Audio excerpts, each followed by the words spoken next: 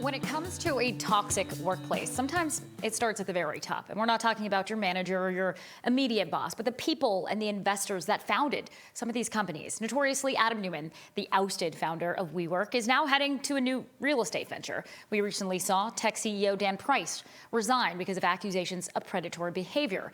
Joining us right now to talk about the toxic genius is Dr. Lisa Orbe-Austin. Hi, Dr. Lisa. Hi, Natalie. We're going to jump right into this because, as I had mentioned in that first example of Adam Newman, he was unsuccessful at running WeWork, but now investors, yet again, are backing his next venture. Why is it that his reputation, his wild ambitions still have not curbed his ability, and maybe many others out there, from raising money still?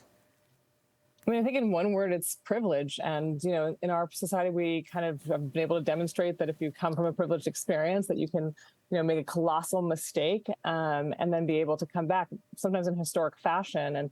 And sometimes it's not just necessarily success, but a perceived success that we value over the way others kind of behave, what's truly happening, the way they treat people. And so I think that's sort of what we're seeing here demonstrated pretty clearly.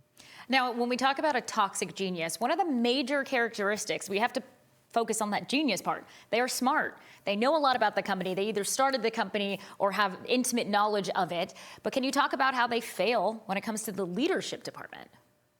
Yeah, I mean, sometimes they're even not classically smart, like what we think about math, science, language, arts. They're usually smart in some kind of business acumen. They're either strategically smart or they have a marketing piece or they're charismatic. And as a result of that, they don't necessarily have to show up in other ways. And it can be very problematic interpersonally and don't necessarily treat employees all that well, the people that work with them, but it's tolerated because they think they're assumed to contribute something very significant to the business. When I was reading up on this, one of the things about the toxic genius and those traits were it kind of led to a deterioration inside their offices, and that's why those companies didn't last, or a lot of people ended up exiting the company. What should we be looking out for as employees and as coworkers? And is it also worth even trying to give them feedback? Yeah, so some of the things that you see in toxic geniuses are narcissism. They're often very charismatic. They tend not to follow other people's rules. They have the desire to push boundaries and maybe have their own idiosyncratic rules that they make other people follow. They can be very manipulative. They can be this Dr. Jekyll and Mr. Hyde character. They know how to be charismatic with people that matter to them, but not to others. And I think, they're that great at receiving feedback. So if you're junior to them, it can be very dangerous for you to give them feedback. However, if you're a board member, if you're an investor, if you're a senior executive with them, you really do want to take accountability to make sure that this kind of behavior doesn't kind of go on in the organization, because it can destroy the organization. Yeah, and one of the things we want to make sure is that when we're giving feedback, maybe this toxic genius doesn't realize the impact that they're actually having on the team. That being said, it's important in those feedback situations that it doesn't look like the entire team is attacking them, because they probably will get defensive. What is your suggestion on being constructive and positive when we approach that conversation?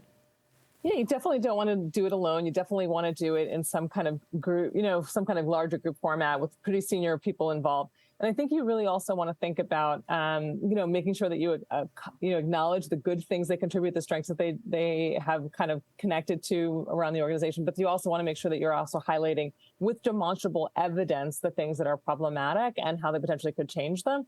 I do want to say, though, that oftentimes they are very valued because of the contribution to the organization, and that's valued over the toxicity. So it's important to recognize that not much may happen to them as a result of the way they're valued in the organization. And so that's an important thing to walk away with. That sometimes it's not just about justice in these moments. And so, Dr. Lisa, such an interesting topic to get into today. We thank you for joining us, of course, every week, but today, particularly interesting. Thanks, Natalie.